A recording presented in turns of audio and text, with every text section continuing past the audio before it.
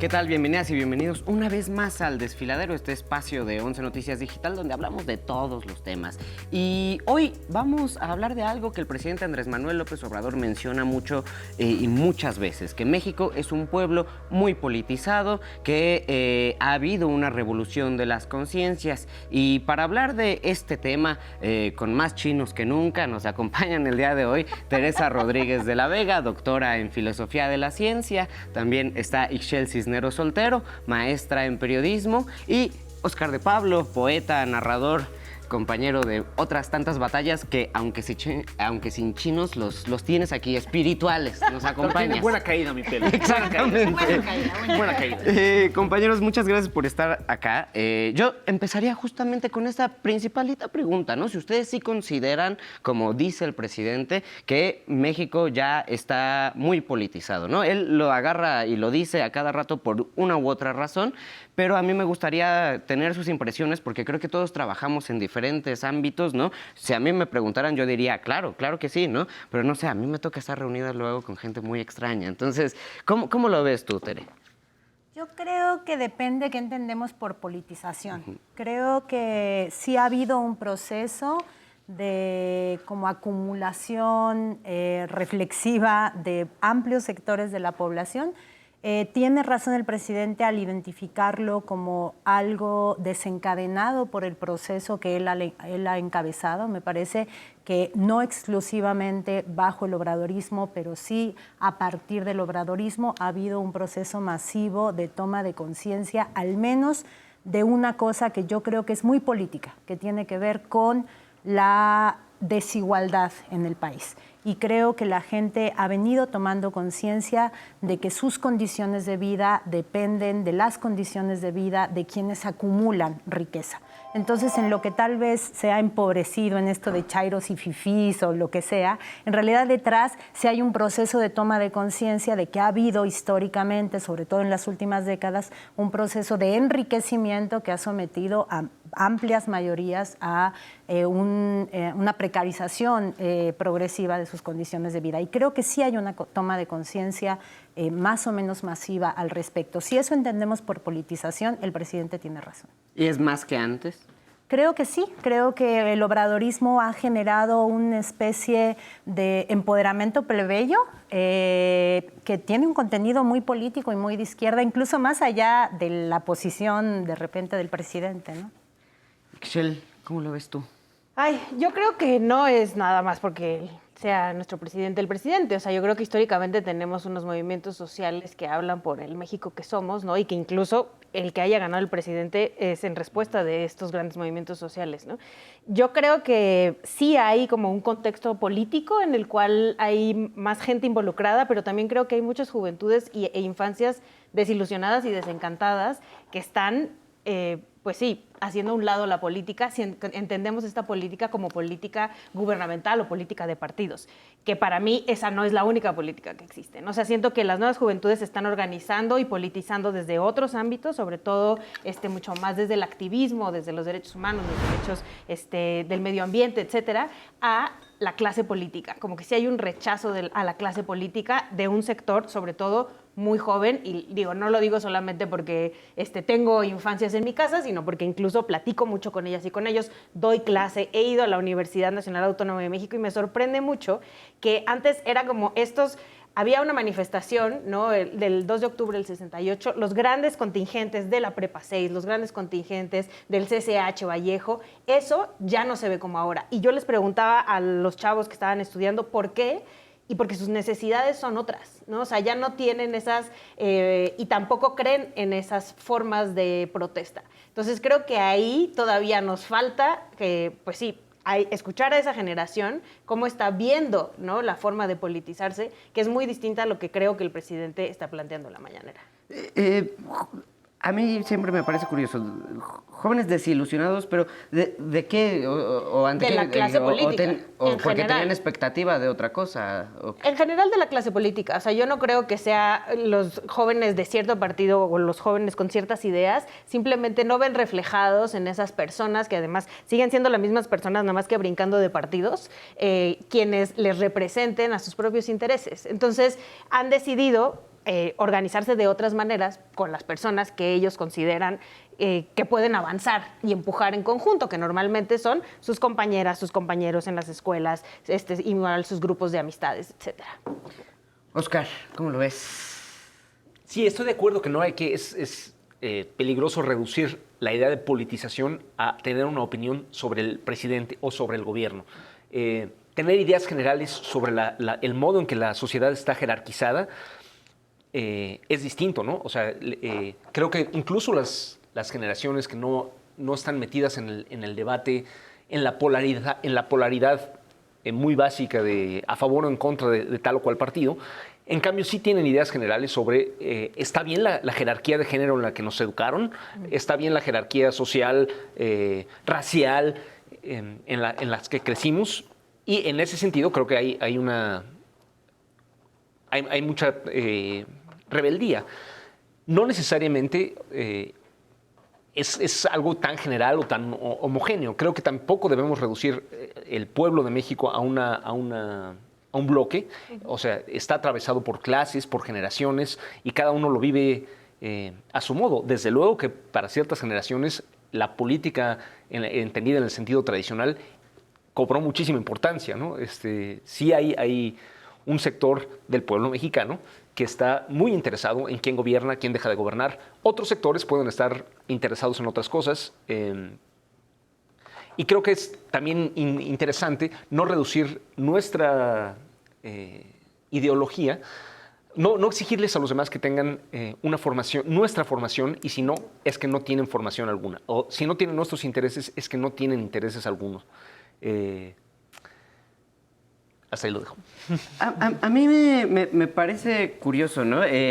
No sé, vi un video de Macario Esquetino que decía, no, pues es que ya no deberían estar buscando a los jóvenes porque los jóvenes pues no votan, no les interesa la política. Después salió una columna de Enrique Krause que decía porque era momento de llamar a los jóvenes a que volvieran a ser ellos quienes encauzaran nuestras ilusiones, no sé qué decía, pero quería llamar a eso, ¿no?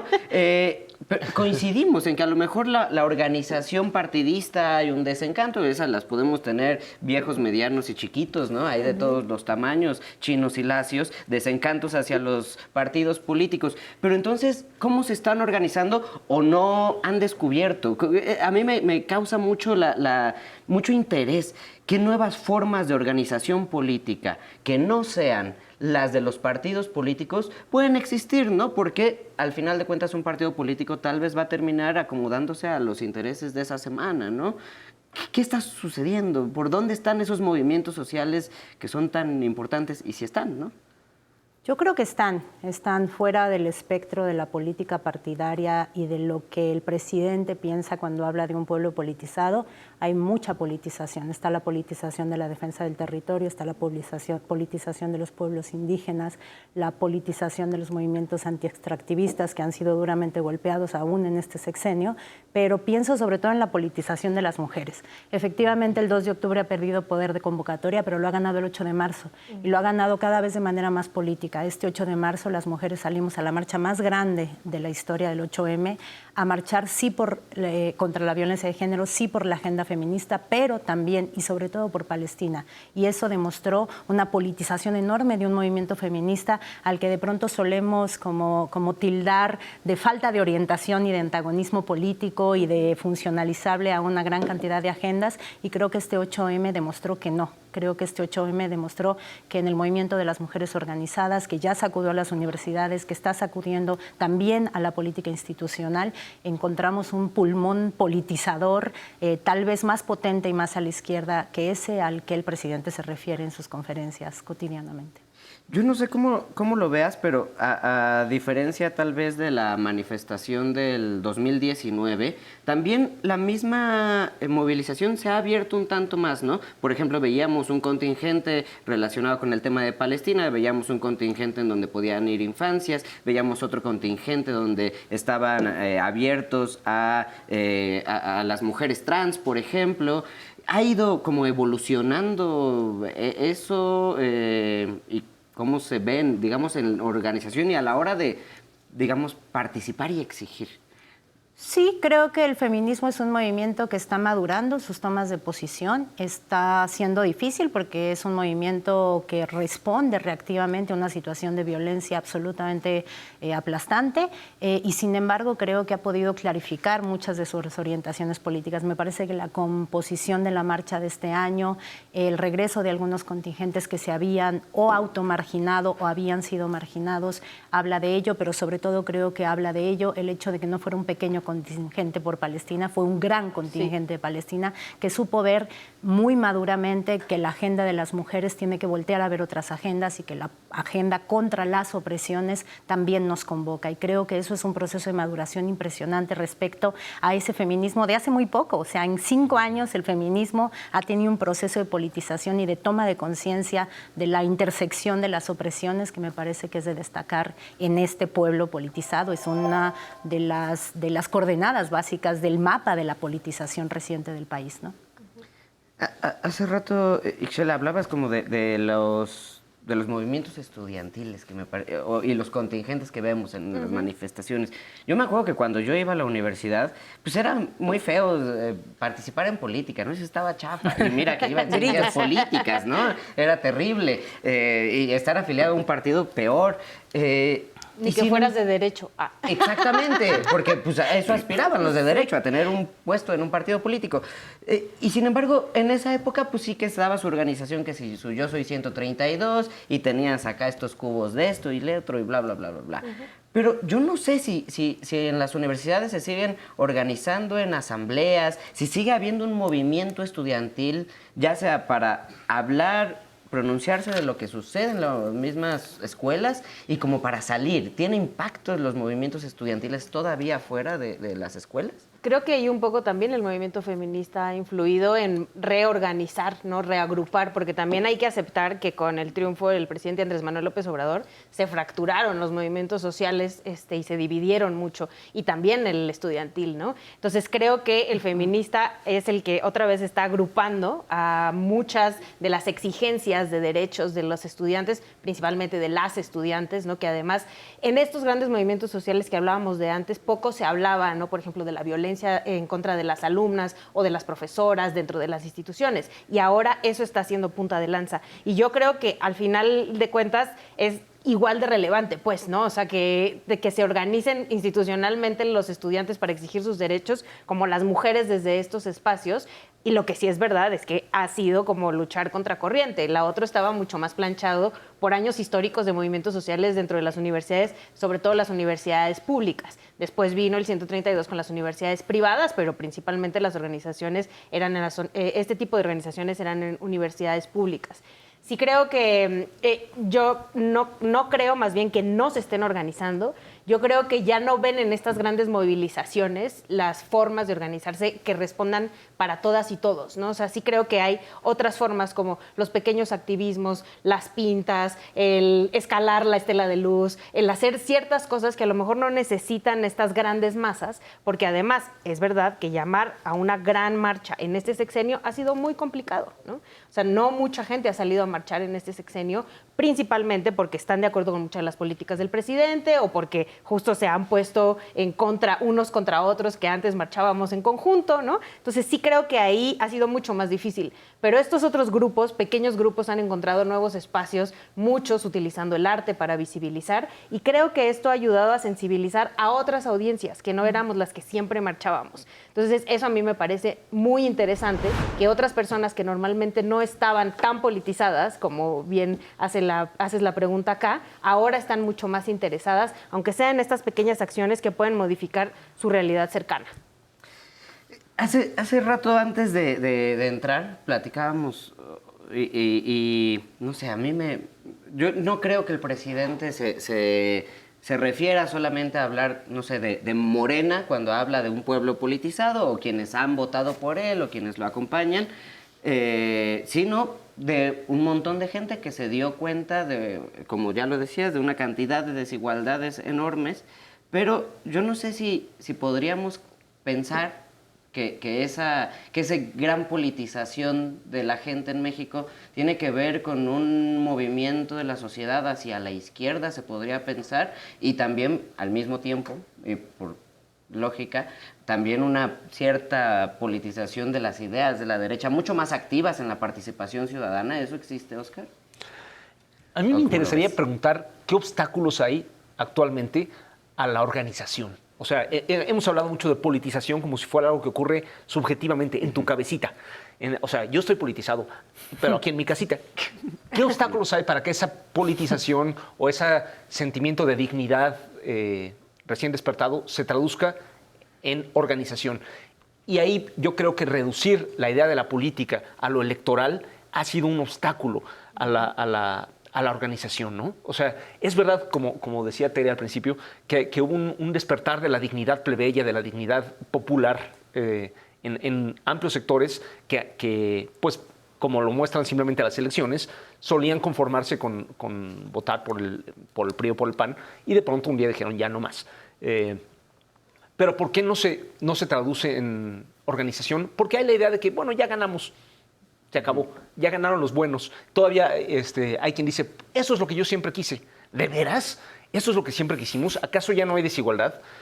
Claro que no, apenas comienza, ¿no? El cambiar de gobierno es un paso, pero no puede cambiar la realidad social de la gente si no pasamos de la politización o de la concientización a la organización. Y creo que en ese sentido el panorama es triste, incluso a nivel internacional, ¿no? O sea, hubo en Chile la generación que está ahora actualmente en la universidad protagonizó el estallido social justo antes del COVID, ¿no? En 2019. Ahora las marchas de Palestina en todo el mundo, pues en México están muy generalizadas, pero falta organización. O sea, muchísima gente está haciendo stickers, mantas. Hay una multitud de acciones de solidaridad contra el genocidio que Israel está cometiendo en Palestina, en Gaza en particular. Pero el que no haya asambleas en las escuelas hace que no hay contingentes grandes. Y sin contingentes grandes, mucha gente no lo va a ver. Los sindicatos no creo que hayan crecido con todo y que, o sea, sería en el gobierno de Lázaro Cárdenas, si algo cambió, fue que aumentó el número de campesinos, obreros organizados en organizaciones de clase. Eso no creo que haya avanzado, porque hay el subtexto de que lo único que aquí importa es votar bien. Y eso me parece que ha sido un obstáculo a la organización efectiva de las clases populares para conseguir sus derechos, ¿no? El salario mínimo se consiguió no mediante luchas, sino mediante tener un gobierno más sensible. La discusión ahora sobre la semana laboral se está dando en términos de que tenemos un gobierno bueno o un gobierno malo, cuando tendría que ser, ¿estamos organizados y podemos defender nuestras conquistas laborales o no? No, y además eso del voto lo están vendiendo tanto de un lado como del otro, ¿no? O sea, también ahora que decías, ¿no? Krause llamando a los jóvenes a votar, como la única forma de organizarse, ¿no? O sea, ya votas, necesito tu voto, y ya cuando ganemos, desaparece. ya. Bye. Vota bien, por favor. Exacto. Bueno, es que justo veíamos, a ver, yo intento revisar como las mediciones de qué tan politizado que está la sociedad que saca el INEGI, ¿no? Y que van saliendo justamente de afiliados a los partidos, de cuántos vieron el debate, de cuántos... Y son cosas que están ligadas absolutamente a lo electoral, ¿no? Entonces yo les preguntaría, ¿no? Y es una pregunta general, si yo soy un chico de 30 años que trabajo desde mi casa y estoy viendo este programa y sé que algunas cosas pues, no están bien y no me gusta eso de, pues no, yo no me voy a inscribir a ese partido político para cambiarlo porque seguramente no va a funcionar. ¿Cuáles son las vías para organizarme? Yo, ¿cómo me organizo? Yo soy de la vieja escuela y creo que uno, al final de cuentas, como dice Pablo, pues, Óscar, se organiza en asambleas y se organiza en territorio, ¿no? Se organiza fuera de las redes sociales y en la vida real. Y sin embargo, las redes sociales son una gran herramienta, por lo menos, no sé, como de intervención en el debate público, un debate público que hasta antes de las redes sociales está absolutamente copado por los intereses económicos dominantes, ¿no? Entonces me parece que la democratización del debate público que han permitido las redes sociales, la proliferación de espacios que ahora además están más o menos acompañados por la tele pública, pero la proliferación de espacios de medios independientes y de periodismo independiente y la participación directa de las audiencias por lo que permiten tecnológicamente las redes sociales, me parece que también ha sido como un pulmón no organizativo en el sentido que decía muy bien Oscar, que se necesita, pero por lo menos en términos de generación de un debate público precavido ante las fake news, vigilante respecto a qué se está diciendo y opinante en clave crítica, ¿no? El otro día este influencer que se topó con pared en el metro, pues habla de gente que se está intentando informar y que además está diciendo, puedo responder, ¿no? Tengo un proceso de formación de una opinión. Y sin embargo es cierto que tenemos una coyuntura en la que no está resultando fácil mantener vivos como espacios organizativos más allá de las redes sociales y que sobrevivan a los procesos electorales, ¿no? Creo que, reitero, hay movimientos que demuestran que sí, que ahí siguen, que ahí resisten valientemente y a pesar del consenso generado por la Cuarta Transformación, pero efectivamente faltan procesos organizativos que antes más o menos teníamos. Las universidades son un buen ejemplo y que habrá que seguir construyendo en la organización real, reitero, en territorio, ¿no? Yo ahí sí, o sea, yo siempre les digo a mis alumnas, alumnos y alumnes que en principio pongan en su cabeza qué les importa, o sea, qué les mueve, un tema que les mueva, sea feminismo, sea medio ambiente, sea derechos del peatón, hay los derechos de los animales, el que quieras. Hay alguna persona, una organización que ya está trabajando ese tema. Entonces, acércate a esa organización, acércate a esas personas que ya lo están trabajando. Primero decide qué va a ser lo tuyo y ya después investiga un poco, porque también es responsabilidad de quien está aquí viendo este programa, que se aviente a investigar un poquillo quién ya está haciendo estas cosas, qué están haciendo y agruparte. Entonces, yo sí creo que va a ser muy difícil que de la nada surja un movimiento. Ahora que decía Teresa de las redes sociales, me acuerdo perfecto cuando, digo, también el sexenio era distinto, ¿no? Cuando estaba Enrique Peña Nieto, que justo la marcha del renuncia ya salió de las redes sociales, ¿no? Y éramos miles marchando en Reforma con ningún templete, ninguna persona que nos dijera que tendríamos que ir. Entonces, sí hay maneras, pues, empujemos y busquémoslas. Mira, juntando hace rato lo que decías de los medios públicos y recordando a Peña Nieto y ese sexenio televisivo, yo estaba pensando, ¿cómo...? Ya te va a tocar a ti, Oscar, a ver cómo la ves. El tema de la mañanera, que digamos, no sé, es una cosa que está poniendo muchos temas a cada día en un debate increíble y que la ve muchísima gente al final de cuentas, ¿no? Es estar en la discusión constante. En este universo de hablar de si México es un país o no muy politizado, este intercambio que está teniendo el presidente López Obrador todos los días de hablar 4 o 3 horas con la gente. Es impresionante cómo logra ponerle la agenda, sobre todo a sus odiadores. O sea, nadie está tan pendiente de la mañanera como los que, a ver, ¿qué dijo ahora? Cuando en realidad yo lo que pienso es que no necesariamente, o sea, qué bueno que cierta gente caiga en esa trampa. Me parece muy positivo que cierta gente, en vez de pensar en sus propios términos, caiga en la hábil trampa de López Obrador y piense en los términos que él decide. Pero el movimiento popular no debe caer en esa que no es para él, no es para el movimiento popular esa trampa, pero creo que no debemos necesariamente discutir lo que salga en los periódicos ese día. Más bien, decías, ¿qué hago yo un chavo de 30 años? Que se va ampliando, ¿no? El nivel chavo se va... ¿Yo qué hago Es yo? hasta 35, según 45. Un chavo de 47 años que está en su casa. Yo creo que hay dos cosas, ¿no? La asamblea, que es te juntas con gente que piensa diferente, y el círculo de estudios, que te juntas con gente que más o menos es afín y piensa igual. Y creo que es algo, o sea, más que no solo informarse está muy bien, pero además aprender. Así como hay organizaciones ya trabajando, seguro hay teóricos que ya lo trataron. Entonces, juntémonos a leer, no a leer literatura necesariamente, también, ¿por qué no? Pero a leer política, historia. ¿Qué está pasando? Esa Cuba de la que tanto hablan, ¿es tan mala? O sea, ¿qué dijo Rosa Luxemburgo, cuya cara veo en las marchas? Leamos a Rosa Luxemburgo en círculos de estudio, juntémonos con la gente que piensa más o menos como nosotros no necesariamente también nuestro interés, el mundo en el que vivimos no acaba en la frontera. Lo que está pasando y tampoco nos lo deben marcar los países hegemónicos. O sea, tampoco acaba en la frontera solamente con Estados Unidos, ¿no? Sino que, ¿qué está pasando en África? ¿Quiénes son los gobernantes de África? ¿Alguien sabe? O sea, ¿cuántos mexicanos saben qué está pasando en Congo? O, por poner un ejemplo, y es difícil, ¿no? No estoy diciendo que sean tonto al que no lo sepa, porque no salen nunca jamás en las noticias. Nadie sabe qué pasa en la India, que es el país ya más poblado del mundo. Entonces, una visión un poco menos, incluso colonizada por la academia, que se dice descolonizadora. No se trata de la academia, se trata de lo que el corazón te lleve, y entonces estudiar y aprender, informarse. Creo que los círculos de estudio son un muy buen lugar para organizarse.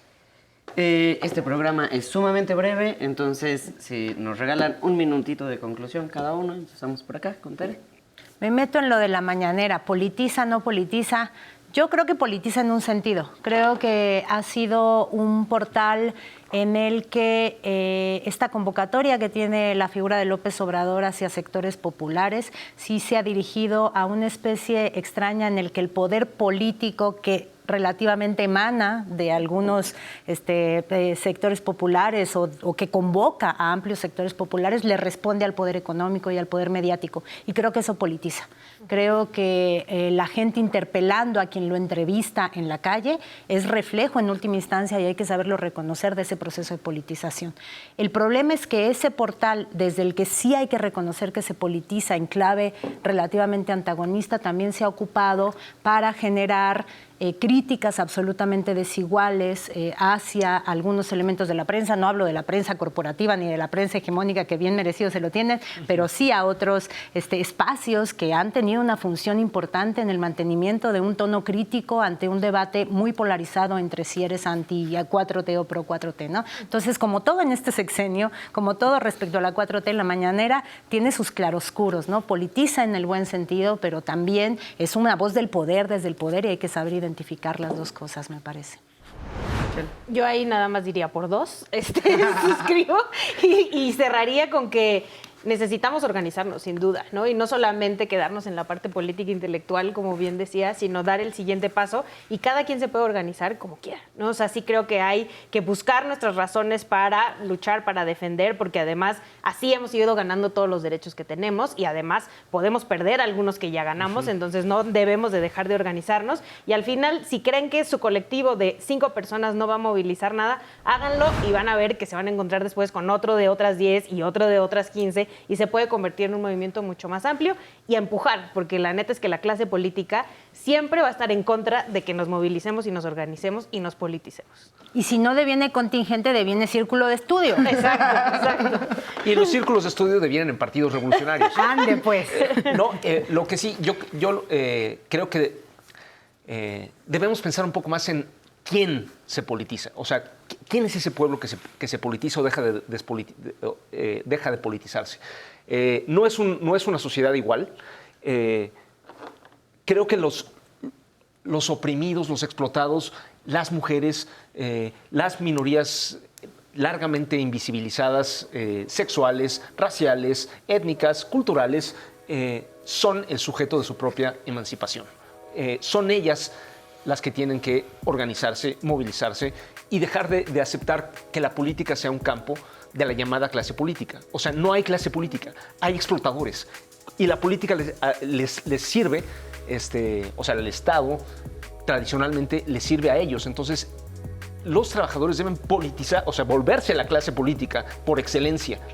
Los trabajadores y las trabajadoras deben volverse una clase política, politizada, y meterse en determinar cómo quiere que sea su sociedad, y por su sociedad me refiero a la sociedad del mundo. ¿Está bien lo que está pasando en Palestina?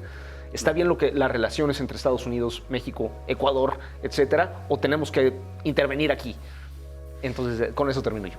Compañeras, compañero, muchísimas gracias por haber estado con todo y muchos chinos. No hubo nada de envidias. Esto fue El Desfiladero. Nos vemos la próxima semana.